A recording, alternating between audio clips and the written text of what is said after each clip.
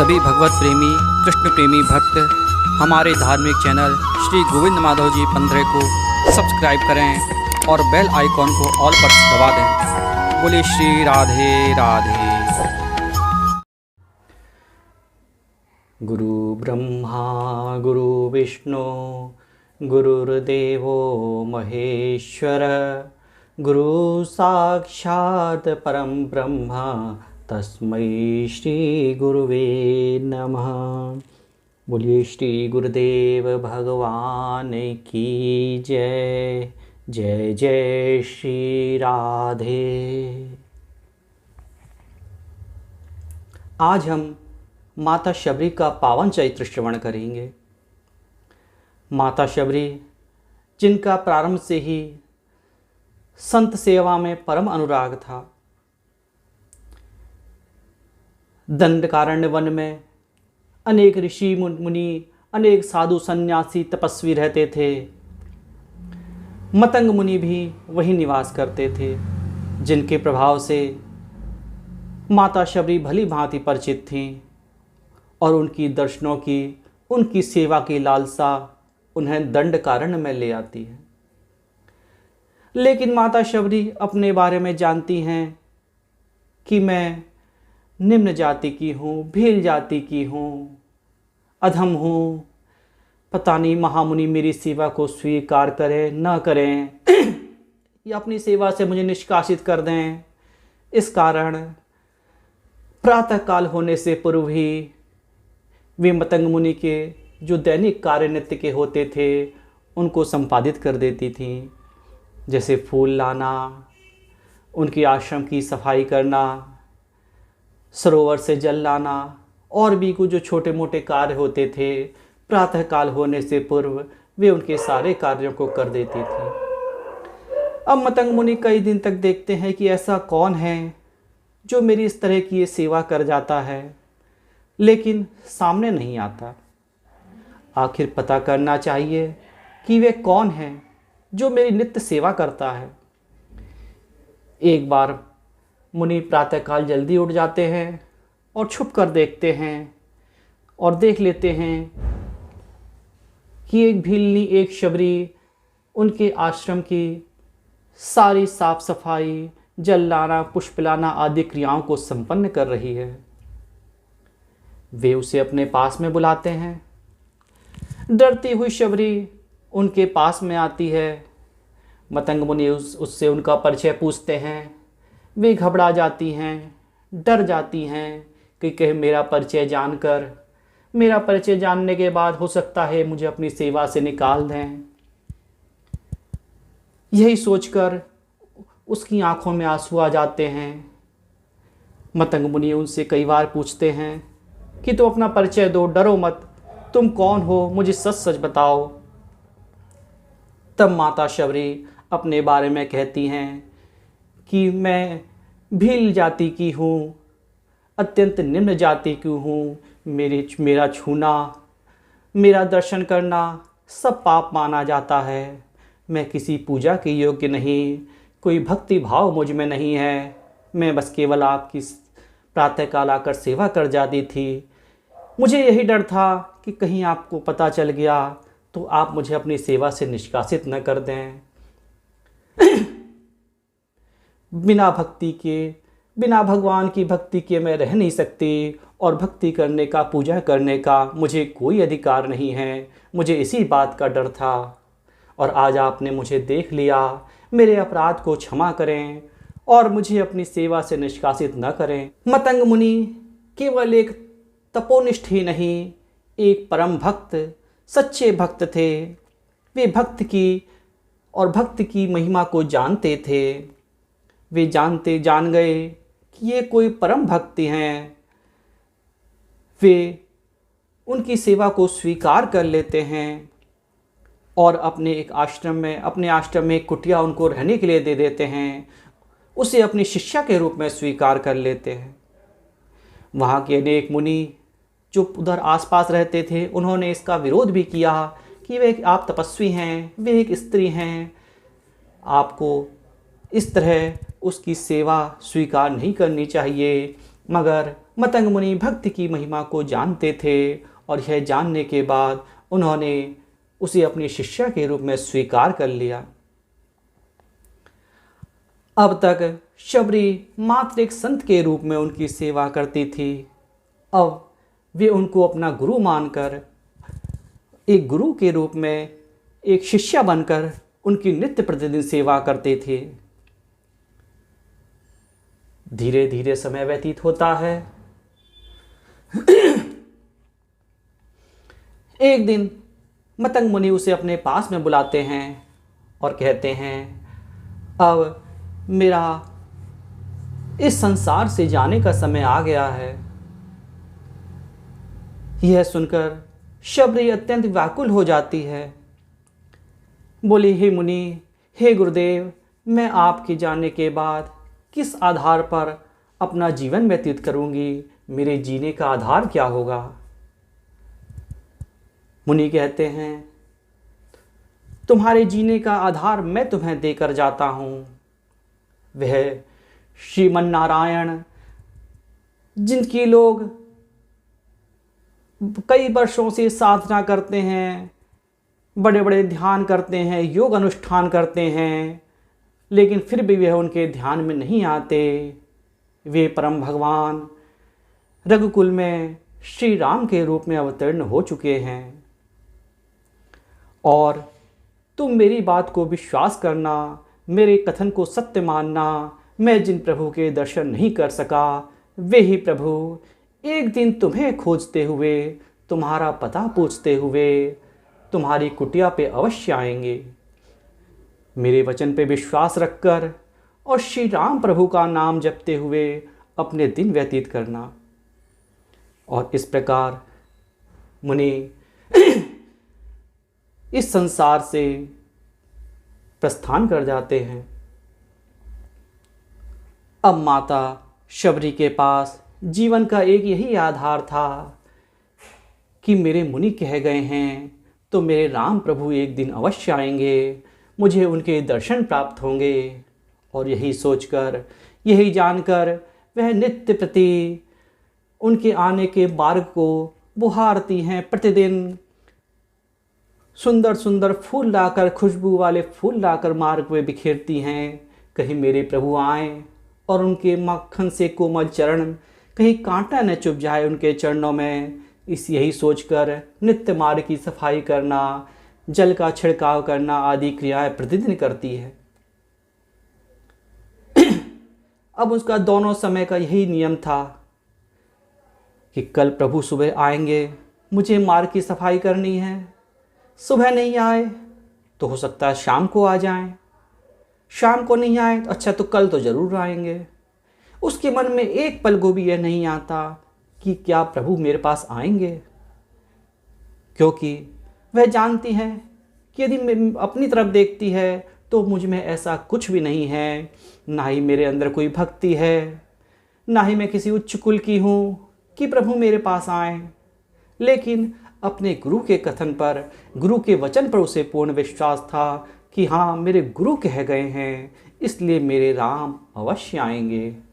और इसी आस के साथ नित्य प्रतिदिन वह मार्ग की सफाई करती है, बुहारू लगाती है, जल छिड़काव करती है, पुष्प चुन चुनकर मार्ग में बिखेरती है, मीठे मीठे बेर चुनकर भगवान के लिए लाती है। हर पल केवल भगवान श्री राम को ही याद करती रहती है। उसकी दशा एक अजीब सी हो जाती है। जो आसपास के संत मुनि कहते हैं, यह तो पागल है। अरे, हम लोग इतने वर्षों से भगवान का जप कर रहे हैं, बड़े बड़े यज्ञ अनुष्ठान कर रहे हैं, उनकी भक्ति में लगे हुए हैं। अरे, वे हमें छोड़कर क्या इस हीन जाति की इस शबरी के पास में आएंगे? अरे, वे तो मर्यादा पुरुषोत्तम हैं। क्या वे अपनी इस हीन के पास आकर के अपनी मर्यादा भंग करेंगे? लेकिन वे यह नहीं जानते कि भगवान केवल भक्ति के वश में होते हैं, वे अपने भक्तों के वश में होते हैं। जहाँ भक्त होता है, जहाँ भक्ति होती है, भगवान तो वहीं होते हैं।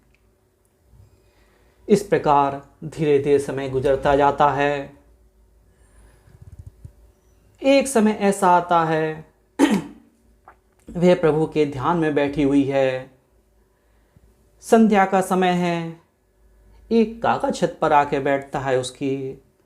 वह कागा से कहती है, तू कब मेरे प्रभु के आने का संदेश मुझे देगा?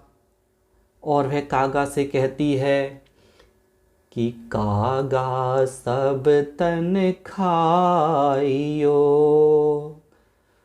वह सोचती है कि ऐसा न हो कि प्रभु के आने से पूर्व ही मेरी यह देह छूट जाए।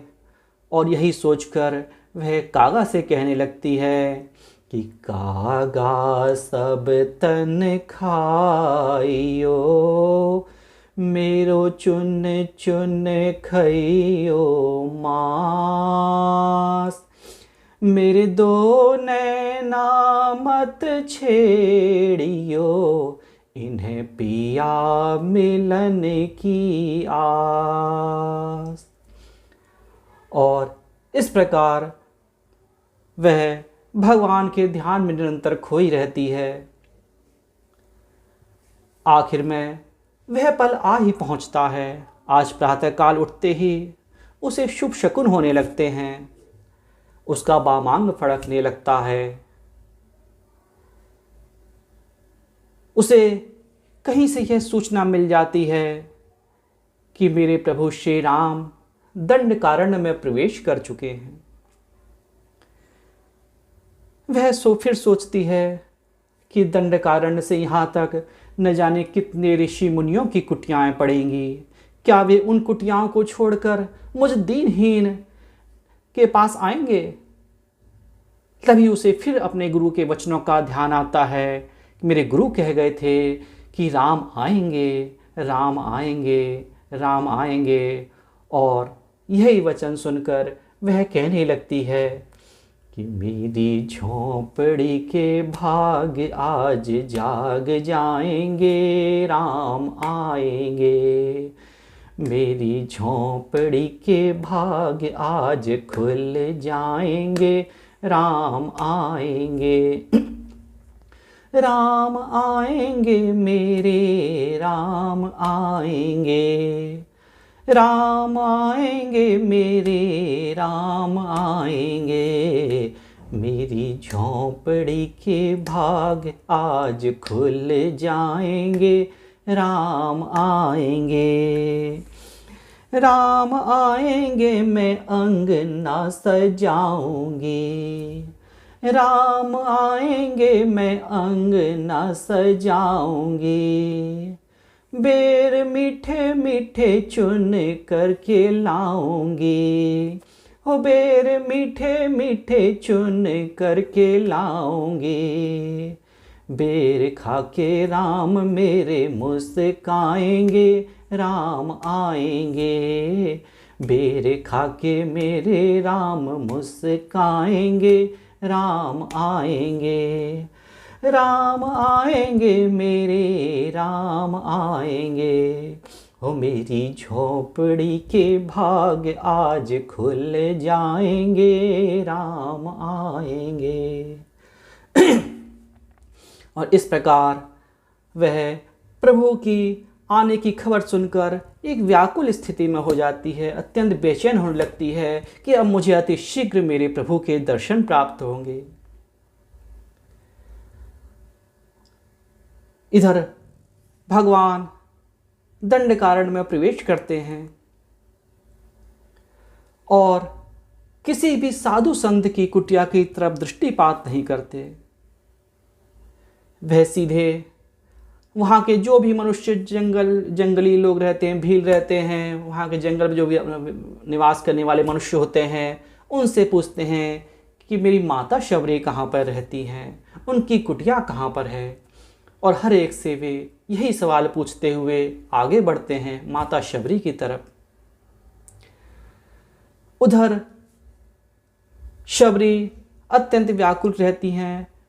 अब मेरे प्रभु आ गए तो मैं उनके चरणों को प्रक्षालन किस तरह करूँगी, क्योंकि वहाँ जिस सरोवर से वे जल लाती थी उस जल में कीड़े पड़ जाते हैं।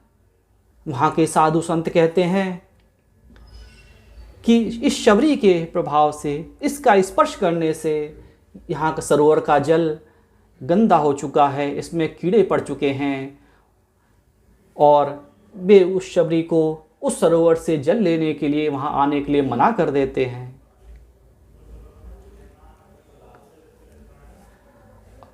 अब शबरी प्रभु के आने का इंतजार करती रहती है। उसकी आंखों में झरझर आंसू बहते रहते हैं। आंसू बहने के कारण उसे ठीक से कुछ दिखाई नहीं पड़ता। वे बार बार मार्ग बुहारती है कि ऐसा न हो कि आज ही मेरे प्रभु आ जाएं, आज ही मेरे राम आ जाएं और मेरी सेवा में कोई कमी रह जाए। कहीं उनके कोमल चरण जो मक्खन के समान कोमल हैं, कहीं उनके चरण में कोई कांटा न चुभ जाए, इसलिए बार बार मार्ग को बुहारती है, जल छिड़काव करती है, फूल चुन चुन कर लाकर मार्ग में डालती है, मीठे मीठे बेर चुन चुन कर लाती है और अपने प्रभु का इंतज़ार करती है अपनी भीगी हुई आँखों से। और भगवान उधर शबरी माता का पता पूछते हुए उसके सामने प्रकट हो जाते हैं, उसके सामने पहुंच जाते हैं। माता शबरी की आंखें अश्रु से भीगी हुई हैं। प्रभु को देखते ही वे साष्टांग उनके चरणों पे गिर पड़ती है, उनके चरणों पे अपना मस्तक रख देती है और अपने आंसुओं से ही उनके जल को, अपने आंसुओं से ही भगवान के चरणों को प्रक्षालन करती है। नैनन के जल से पग धोए। और इस प्रकार उनका पद प्रक्षालन करने के बाद अपनी कुटिया में उन्हें लेकर जाती है, बैठने के लिए आसन देती है। वे कहती है, प्रभु आप आए हैं, अत्यंत थके हैं, आपका अत्यंत परिश्रम हुआ है, लेकिन मन में सोचती है कि जो मैं बेर लाई हूँ वह तो मेरे झूठे बेर हैं, क्या उसको प्रभु को भोग लगाऊं? क्या प्रभु उसे पाएंगे? भगवान उसकी मन स्थिति को समझ जाते हैं और खुद ही भगवान कहते हैं कि हे माता शबरी, हमें अत्यंत भूख लग रही है, क्या आप हमें कुछ खाने को नहीं देंगी? और तब माता शबरी उन बेरों को प्रभु के आगे रखती है कि लीजिए प्रभु, आप भोग लगाइए। मैं तो संकोचवश आपके आगे यह बेर नहीं देना चाहती थी, लेकिन प्रभु वो तो भाव के भूखे हैं। भगवान यह नहीं देखते कि हम क्या दे रहे हैं, भगवान को क्या खिला रहे हैं, कैसे खिला रहे हैं। वो हमारे भावों को देखते हैं, केवल पदार्थ को नहीं देखते।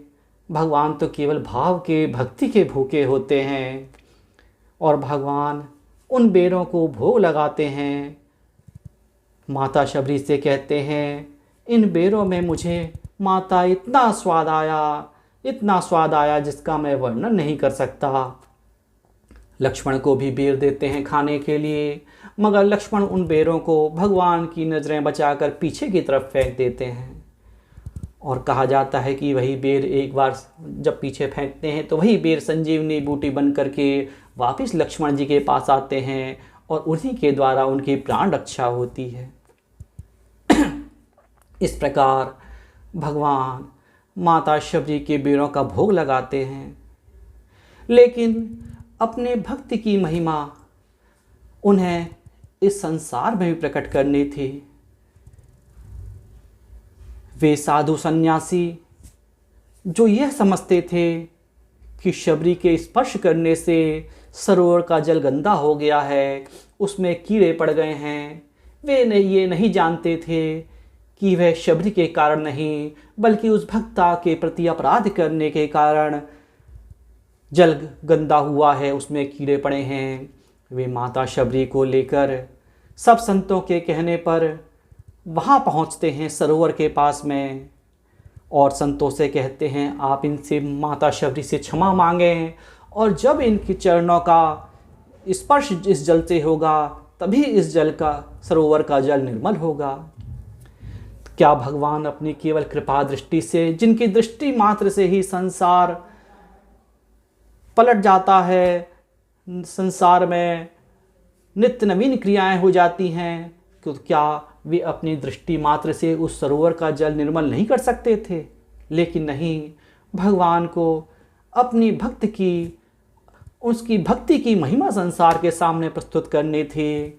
इसलिए भगवान उन संतों से कहते हैं कि आप माता शबरी से क्षमा मांगें, और जब ये अपना चरण इस जल में स्पर्श कराएंगी तो इनकी चरण रस से ही यह सरोवर का जल पवित्र होगा। और जैसे ही माता शबरी उस सरोवर के जल में अपना चरण रखती हैं, वहाँ का जल निर्मल हो जाता है। सारे साधु संत माता से शबरी से क्षमा मांगते हैं। इस प्रकार भगवान अपने भक्त की भक्ति को इस संसार में प्रकट करते हैं।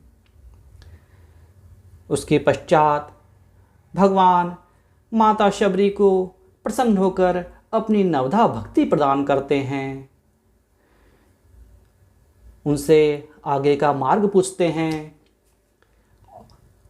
और इस प्रकार शबरी माता भगवान के सामने उनके चरणों में साष्टांग दंडवत करने के बाद उनके परम धाम को गमन करती हैं, उनके परम धाम को चली जाती हैं। धन्य है ऐसी माता शबरी जिनको खोजते हुए भगवान श्री राम उनकी कुटिया में पहुंचते हैं। उनकी भक्ति को धन्य है। ऐसी माता शबरी के श्री चरणों में प्रणाम करते हुए जय जय श्री राधे श्री राधे श्री राधे।